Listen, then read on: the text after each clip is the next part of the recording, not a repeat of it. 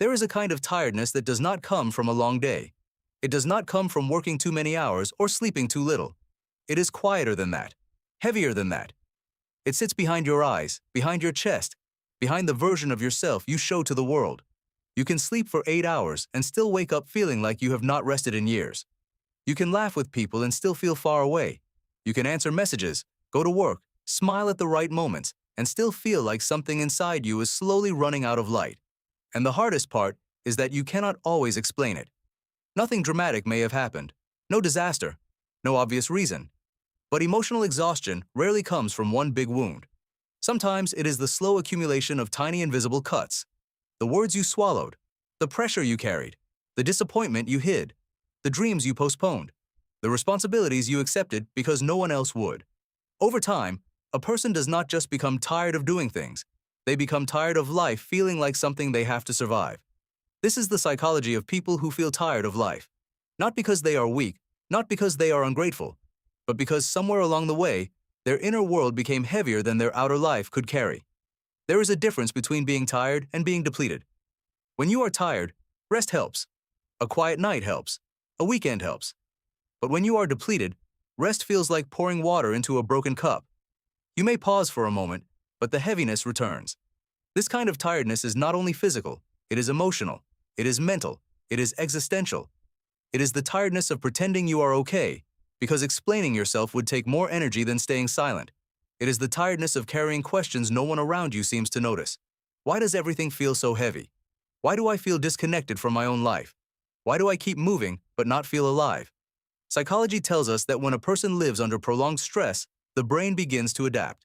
And adaptation is not always happiness. Sometimes adaptation means numbness. Sometimes it means emotional shutdown.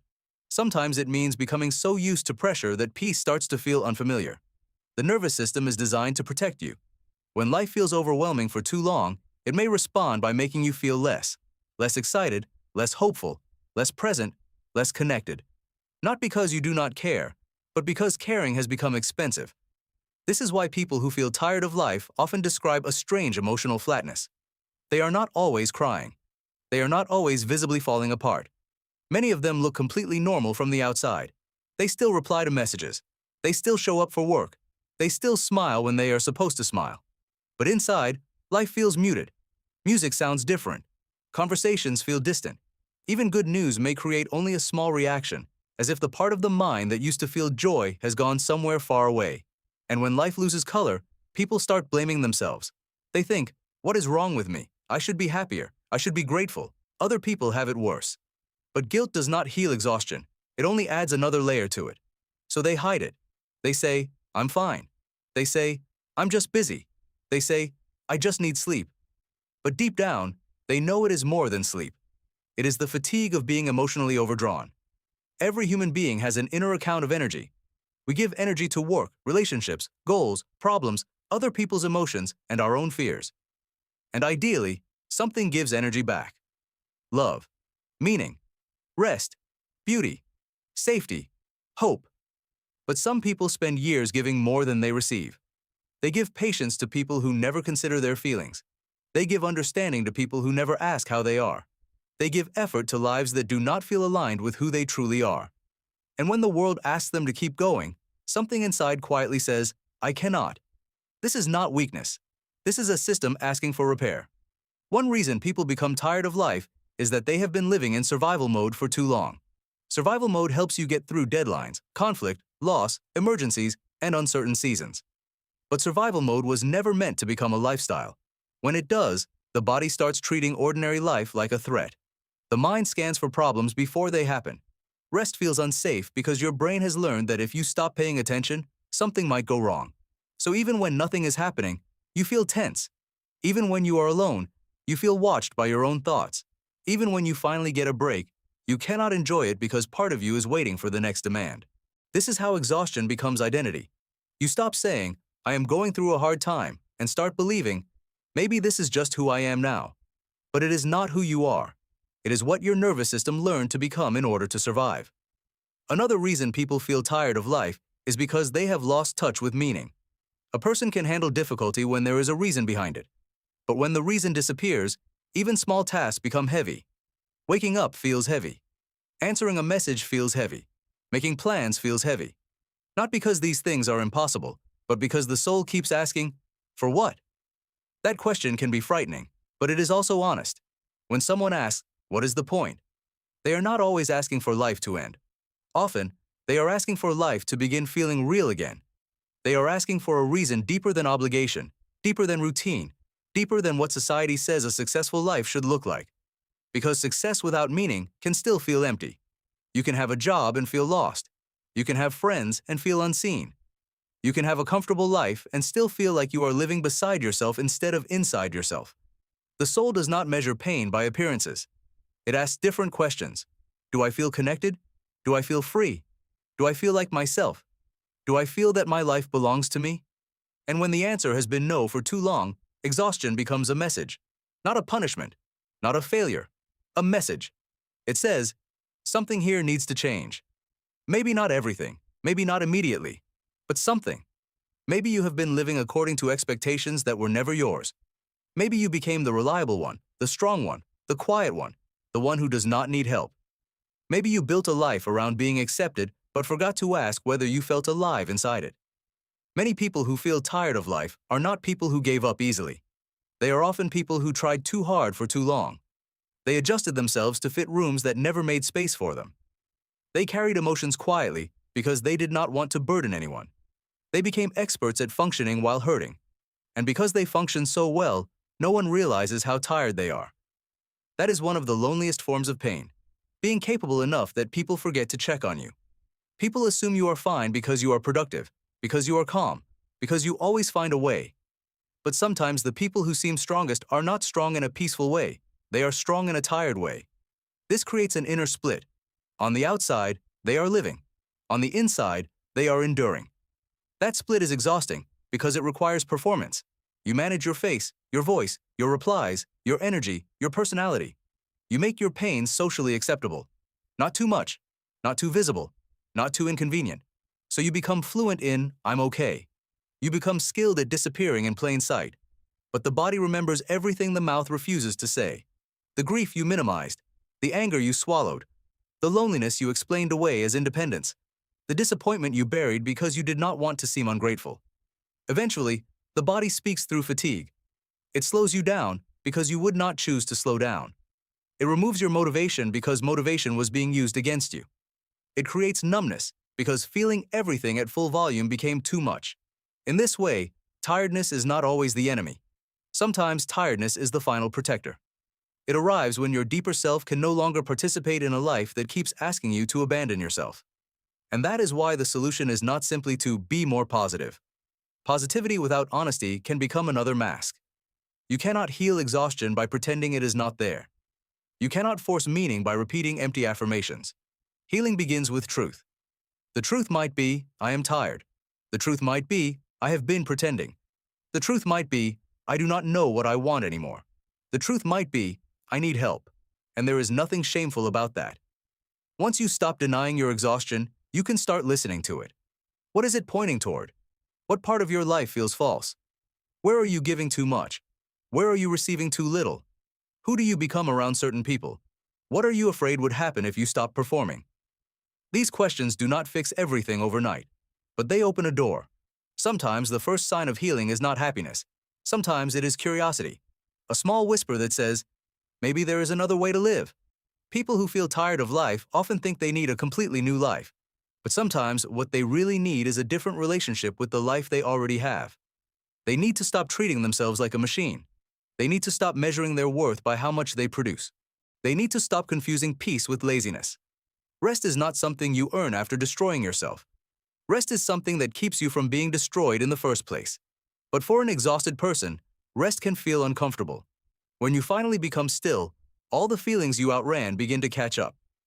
This is why many people fill every empty space with scrolling, noise, work, or other people's problems.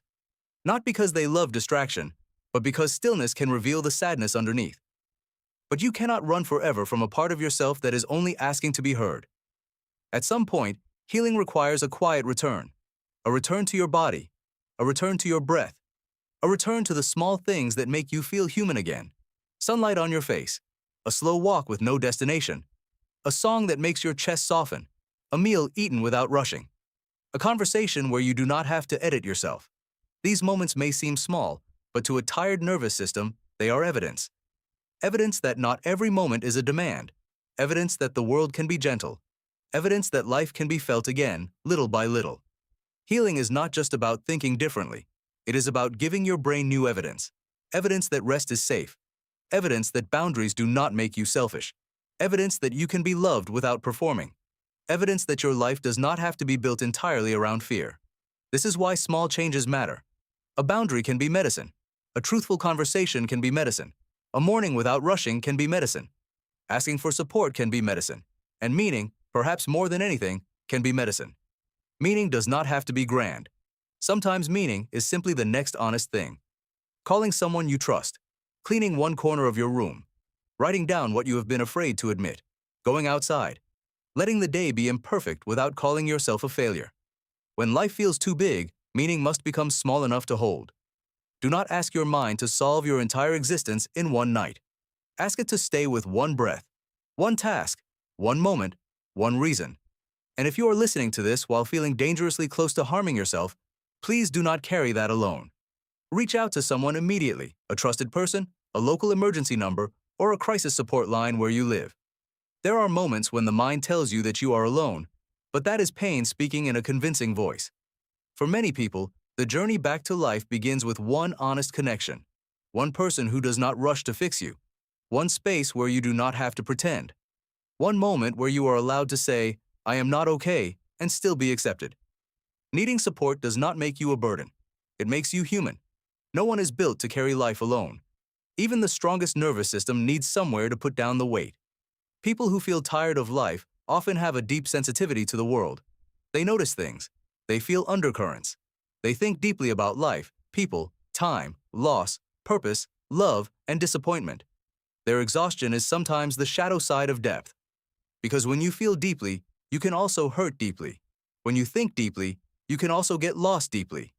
When you care deeply, you can also become drained deeply. But depth is not a curse. It only becomes painful when it has nowhere safe to go. The goal is not to become numb.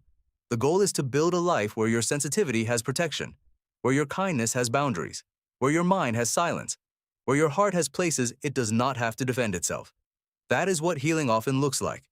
Not becoming a new person, but becoming a safer home for the person you already are. There will still be hard days. Healing does not mean you never feel tired again. It means you learn how to understand your tiredness before it turns into despair. It means you stop treating exhaustion as proof that you are broken and start seeing it as information.